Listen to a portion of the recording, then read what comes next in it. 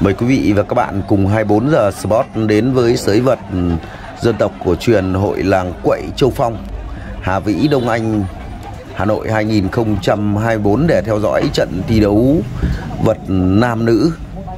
Một trận đấu cực kỳ xanh chín. Cũng xin nói thêm với quý vị và các bạn, ở trận đấu này, đây là một trận đấu không dàn xếp, không bố trí, một trận đấu ngẫu nhiên và là một trận thi đấu cực kỳ xanh chín. Tất cả các sân sới vận hội làng ở miền Bắc, những bước chân của 24 giờ Sport đã từng đến, thì đây là một trận thi đấu thực sự và là một trận thi đấu xanh chín nhất mọi thời đại. Trên màn hình quý vị các bạn là nữ đô trẻ xinh đẹp Hoàng Thị Anh Thơ của Nghệ An ra sân mang đai xanh, và đây là Nguyễn Chí Trung, trai làng quậy Châu Phong, ra sân với đai đỏ. Cặp trai tài gái sắc của chúng ta thực hiện nghi thức xe đài trước mỗi trận thi đấu. Xe đài là một nghi thức không thể thiếu trước mỗi trận đấu. Xe đài thể hiện tinh thần thượng võ, tôn sư trọng đạo, mang tính tâm linh sâu sắc.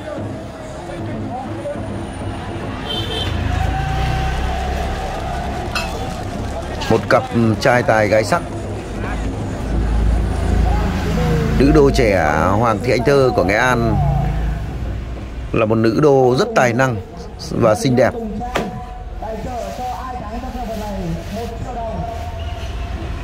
Như vậy là trận đấu bắt đầu.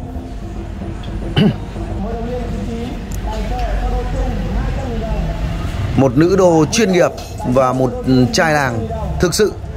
Nhưng có lẽ nhìn những động tác mới sơ sơ thì chúng ta có thể thấy được trai làng Nguyễn Chí Trung của làng quậy Châu Phong là một trai làng có tập luyện và có biết thi đấu vật, chứ không hoàn toàn là một chàng trai không biết vật.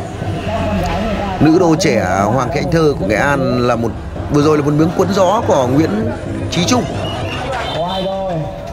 Hoàng Anh Thơ của Nghệ An là một nữ đô trẻ đầy triển vọng, là một tài năng trẻ của làng vật nữ miền Trung,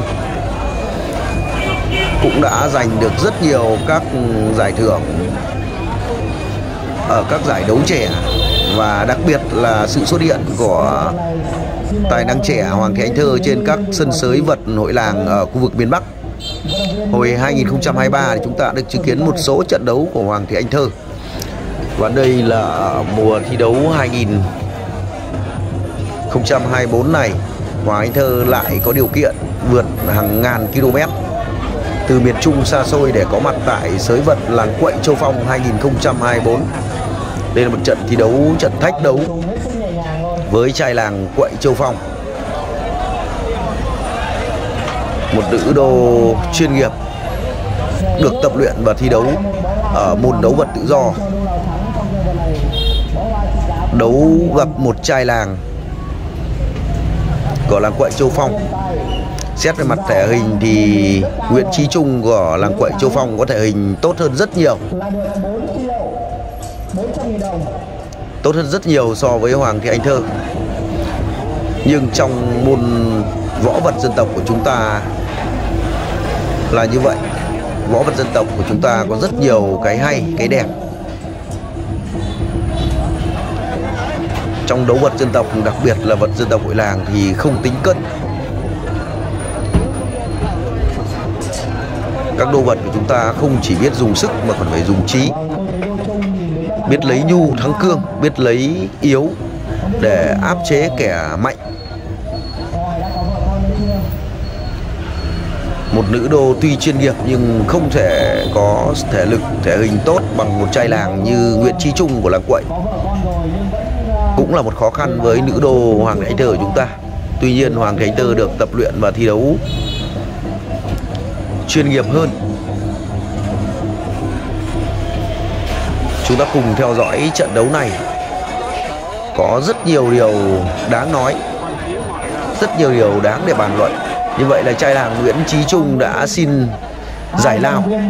Như vậy là hiệp thi đấu thứ hai tiếp tục. Sau khi tiếp nước thì Nguyễn Chí Trung có thể có thêm thể lực sung mãn hơn, có thể có những mảng miếng để phục vụ bà con làng quậy Châu Phong. ở trận thi đấu với người đẹp của Nghệ An, Hoàng Thế Anh Thơ của Nghệ An. Đúng là một cặp trai tài gái sắc, một chàng trai rất đẹp trai. Một pha bốc một của Nguyễn Chí Trung. Làm gì đây? Không được, rất nhanh Hoàng Thế Anh Thơ đã. Như vậy đòn đánh này theo quan sát của chúng tôi thì chúng ta cùng xem lại pha làm chậm này. Rõ ràng là trai làng Nguyễn Chí Trung đã thua ở trận đấu này. Trước đó tình huống bốc thì Hoàng Thế Anh Thơ mới nổi có một chân thôi. Chúng ta cùng xem pha làm chậm này. Một pha bốc đôi. Một chân nổi, một chân chưa nổi hẳn.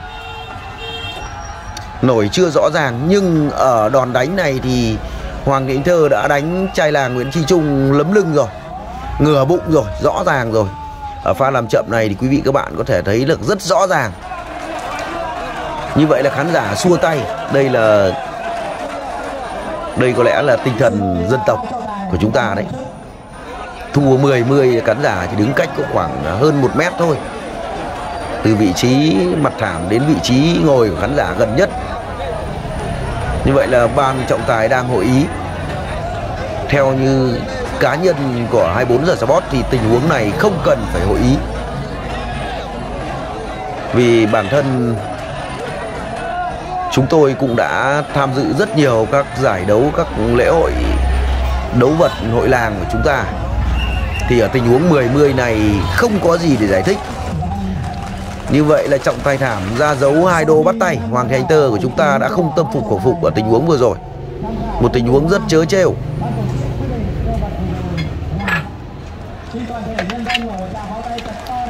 Tổ trọng tài ở trận đấu này không công nhận kết quả. Như vậy là trận đấu tiếp tục. Đây là một cái, dù theo nghĩa nào thì đây là một tình huống trọng tài đã xử lý không thuyết phục. Cũng phải nói thêm đây là ý kiến cá nhân của 24 giờ Sport. Một tình huống thực sự không thuyết phục. Như vậy là trận đấu lại tiếp tục. Tuy là một nữ đô chuyên nghiệp nhưng vấp phải một trai làng có thể hình và thể lực rất tốt, và cũng biết ít nhiều về môn đấu vật dân tộc, nên cũng không dễ dàng để nữ đô xinh đẹp Hoàng Thế Anh Thơ của chúng ta có thể muốn làm gì thì làm. Hoàng Thế Anh Thơ đang thực hiện một pha bốc một. Chúng ta thấy mồ hôi đã đổ trên thảm đấu rồi. Một trận đấu thực sự, một trận đấu của danh dự và lòng quả cảm. Một trận đấu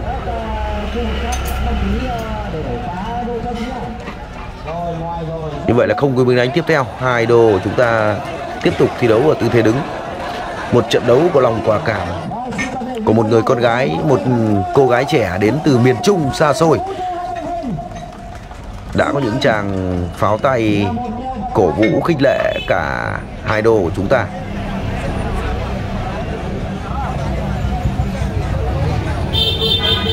Trai làng Nguyễn Chí Trung với thể hình vượt trội. Một pha bẻ cánh tay khóa nách. Một pha tình huống này trọng tài phải cần dừng trận đấu ngay. Trọng tài đã dừng trận đấu hơi chậm. Một pha. Và sau tình huống này thì 24 giờ Sport cho rằng trọng tài thảm trận đấu này rất nghiệp dư. Và tổ trọng tài của chúng ta ở trận đấu này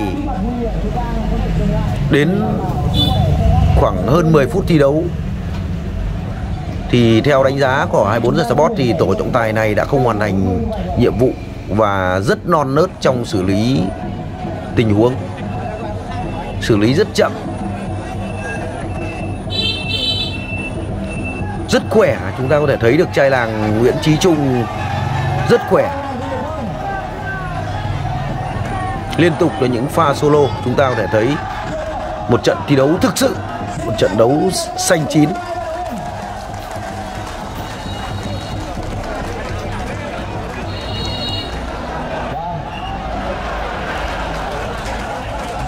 Hoàng Thế Anh Thơ của chúng ta đã có phần ức chế. Cũng dễ hiểu. Trai làng mặc dù rất to cao và rất khỏe, nhưng như vậy là trọng tài không đồng ý để Nguyễn Chí Trung xin nghỉ giải lao. ở tình huống này.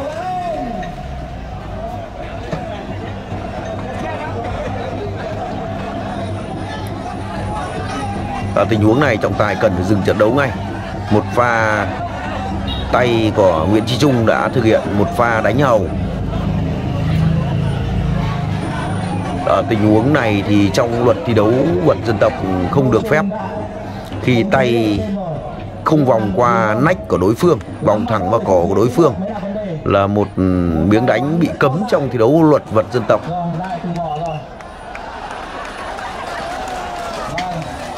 Có lẽ những khán giả đang cười rất hồn nhiên, trong khi đấy nữ đô của chúng ta đang phải chịu một tâm lý rất nặng nề. Chúng tôi hiểu được điều này bởi vì chúng tôi hiểu về luật và cũng chứng kiến rất nhiều các trận đấu vật nam nữ. Thường là những trận thi đấu vật nam nữ, trận thách đấu thường mang lại những cảm giác hài hước, vui nhộn. Tiếp tục là một pha lỗi, một đòn móc hầu của Nguyễn Chí Trung, nhưng trọng tài không hề, trọng tài đứng rất gần. Chúng tôi đang đặt dấu hỏi là trọng tài thảm, nhất là trọng tài thảm, tổ trọng tài của trận đấu này, và đặc biệt là trọng tài thảm. Trọng tài đang điều khiển ở trận đấu này. Không hiểu là trọng tài thảm mà trận đấu này có chuyên môn về đấu vật dân tộc hay không.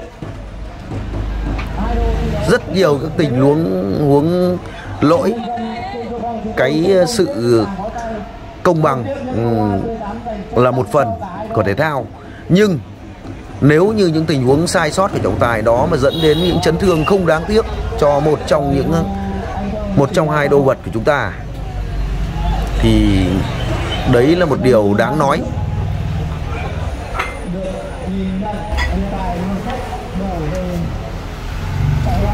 Vậy nữ đô Hoàng Anh Thơ của chúng ta đang sửa lại trang phục, và trai làng Nguyễn Chí Trung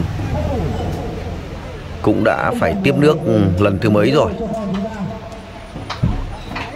Một khán giả nam, khán giả cao tuổi đang có những chỉ dạy cho chàng trai làng của mình.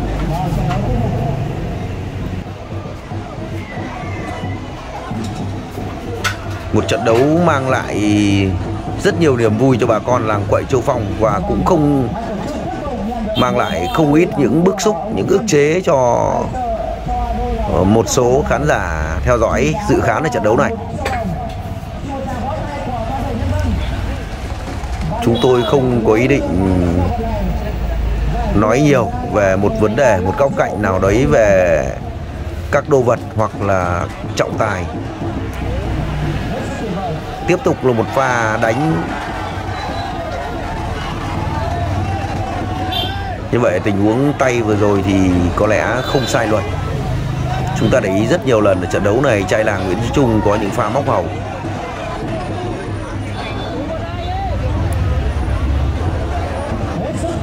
Một trận đấu mà có thể nói là một trận đấu thực sự. Không toan tính, không nhường nhịn. Một trận đấu thi đấu bằng khả năng, sức lực và tài năng của mình. Đương nhiên là với trai làng Nguyễn Chí Trung có thể lực thể hình rất tốt, nhưng cũng không thể dễ dàng đánh bại được một nữ đô có tầm vóc và thể lực kém hơn mình. Bởi vì Hoàng Anh Thơ của chúng ta là một nữ đô được tập luyện chuyên nghiệp. Nếu không có thể hình thể lực vượt trội thì trai làng Nguyễn Chí Trung có lẽ đã bị Hoàng Anh Thơ của chúng ta đánh bại rồi. Và ngay ở tình huống đầu trận thì Nguyễn Trung có lẽ cũng đã bại trận rồi.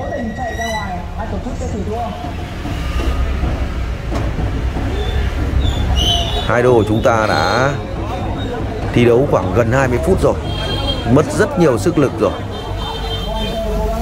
mồ hôi đã đổ rất nhiều rồi. Chúng ta để thấy sự kiên cường của nữ đô trẻ xinh đẹp Hoàng Thị Anh Thơ của Nghệ An. Một cô gái trẻ đến từ miền Trung xa xôi, không chịu lùi bước. tiếp tục thi đấu một trận đấu thực sự gay cấn, thực sự sòng phẳng. Theo những quan sát của 24 giờ Sport thì đây có lẽ là một trận thi đấu vật nam nữ ngoài tính vui nhộn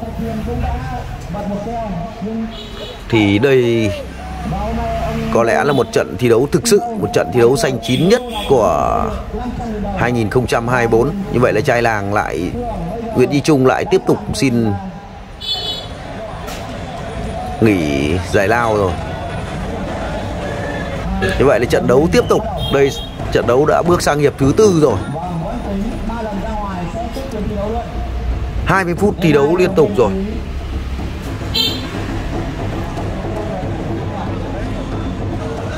Sau khi nghỉ giải lao thì chúng ta thấy trai làng Nguyễn Chí Trung có vẻ hồi sức rồi, vẻ thi đấu tích cực hơn rồi.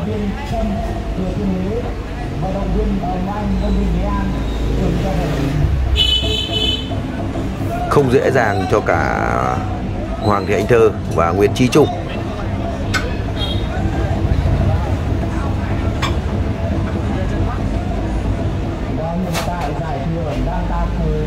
Trai làng Nguyễn Chí Trung của chúng ta chỉ gọi là có biết vật thôi, chứ nếu như gặp phải những đô vật thì với thể hình thể lực vượt trội như thế này thì Hoàng Thị Anh Thơ của chúng ta không thể có thể thi đấu được ngang ngửa như thế này được. Vốn dĩ thì con gái đã có thể lực không thể bao giờ bằng nam giới được, nhưng với trai làng Nguyễn Chí Trung thì là một chàng trai không chuyên về đấu vật, nên các mảng miếng thi đấu chủ yếu là dùng thể lực, chưa có nhiều kinh nghiệm và mảng miếng trong môn đấu vật dân tộc. Nữ đô trẻ Hoàng Thị Anh Thơ của chúng ta là một nữ đô tập luyện và thi đấu chuyên nghiệp ở môn thi đấu vật tự do. Mình là một nữ đô chuyên nghiệp nên cũng rất khó để Chí Trung có thể đánh bại được Hoàng Thị Anh Thơ. Ngược lại thì Hoàng Thị Anh Thơ của chúng ta cũng rất khó với tầm thước, thể lực, thể hình vượt trội Nguyễn Chí Trung. Hay có lẽ do trai làng quá đẹp trai nên Hoàng Thị Anh Thơ của chúng ta không thể đánh bại được trên sàn đấu. Một câu nói vui thôi, nhưng chúng ta có thể thấy được thái độ thi đấu, sự kiên cường của nữ đô Hoàng Thị Anh Thơ. Thái độ thi đấu ngay thẳng và nhiều lúc chúng ta thấy được gương mặt của Hoàng Thị Anh Thơ đã có những căng thẳng. Và chúng ta nhìn thấy Hoàng Thị Anh Thơ thi đấu từ đầu trận đấu giờ 20 mấy phút đồng hồ.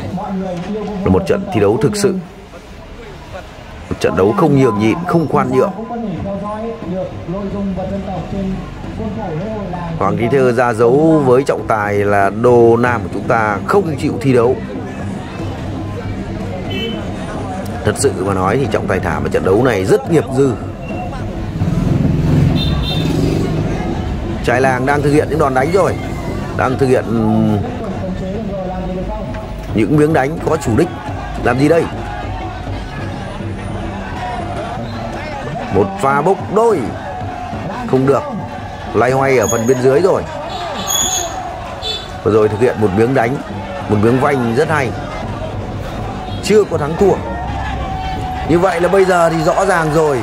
Chúng ta cùng xem lại pha làm chậm này. Trai làng Nguyễn Chí Trung của chúng ta cũng là một chàng trai làng có tập luyện và có biết thi đấu. Chúng ta chứng kiến lại đòn đánh này, thực sự là một đòn đánh rất hay. Lần này thì Hoàng Thị Anh Thơ của chúng ta đã nổi 10-10 rồi, không còn bàn cãi gì nữa ở đòn đánh thứ hai.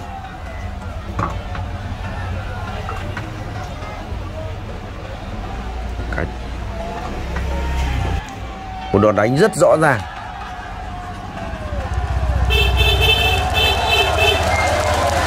Như vậy là trai làng Nguyễn Chí Trung đã giành thắng lợi thuyết phục ở tình huống vừa rồi. Một trận đấu thực sự xanh chín, một trận đấu bằng lòng quả cảm và kiên cường của nữ đô trẻ đến từ Nghệ An. Hoàng Thị Anh Thơ của chúng ta là một nữ đô trẻ. Như vậy là trọng tài chúng ta chưa công bố kết quả, vẫn đang hội ý. Và đến cuối trận đấu này thì có thể thấy được rằng tổ trọng tài chúng ta thực sự có vấn đề ở trận đấu này. Một đòn đánh 10-10, không cần phải bàn tính gì nữa. Nếu như những người cầm cân đẩy mực thực sự phân minh, thực sự có trình độ kỹ thuật, chúng ta nhìn thấy một trọng tài trống ở trận đấu này cũng là một kiện tướng vật quốc gia của chúng ta, đã từng vang bóng một thời. Tôi không tiện nói tên ở đây. Một tình huống 10-10 không cần phải bàn bạc ở trận đấu này. Chúng ta chờ quyết định cuối cùng. Ở tình huống này thì không thể không công bố được. Và như vậy là trai làng Nguyễn Chí Trung của làng quậy Châu Phong đã giành thắng lợi trước nữ đô trẻ xinh đẹp Hoàng Thị Anh Thơ của Nghệ An ở trận đấu này. Chúng ta thấy được thái độ của Hoàng Thị Anh Thơ là bất tâm phục. Như vậy ban tổ chức đã tặng quà cho trai làng quậy Châu Phong. Trận đấu thi đấu nam nữ trị giá 4 triệu đồng, được giành 3 triệu và thua giành 1 triệu. Hoàng Thị Anh Thơ vẫn tỏ ra rất bực tức. Cảm ơn quý vị và các bạn đã chú ý theo dõi video của 24 giờ Sport. Xin chào, tạm biệt quý vị và các bạn.